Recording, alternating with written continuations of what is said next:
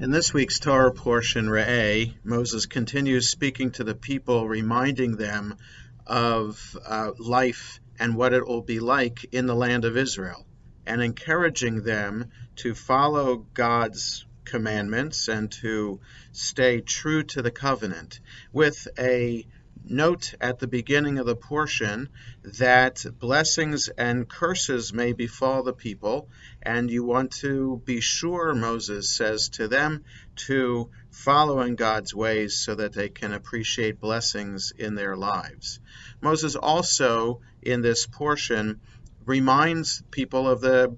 basic foundational elements of what it means to be an Israelite people and the observances to follow, namely the animals, birds, and fish which are permitted to eat and those that are forbidden, essentially the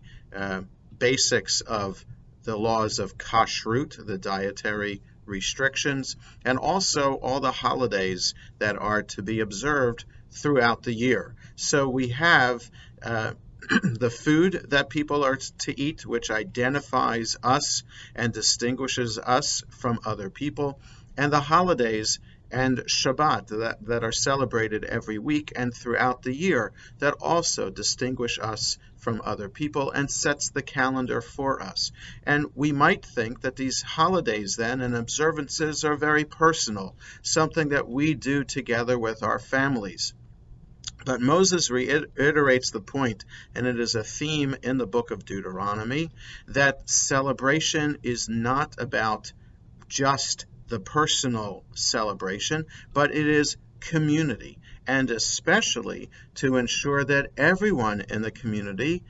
especially those who are most disadvantaged and poor, can celebrate as well. Because the list of holidays is preceded by the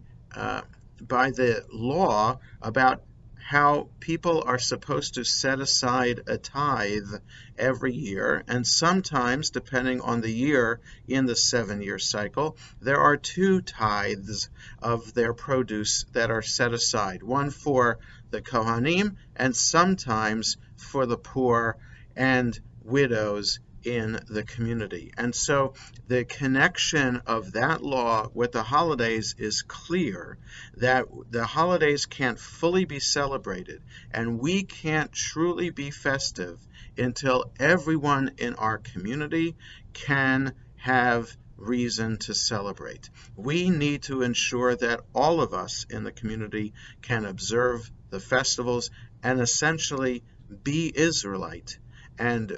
when we do so, then we can celebrate. Shabbat Shalom.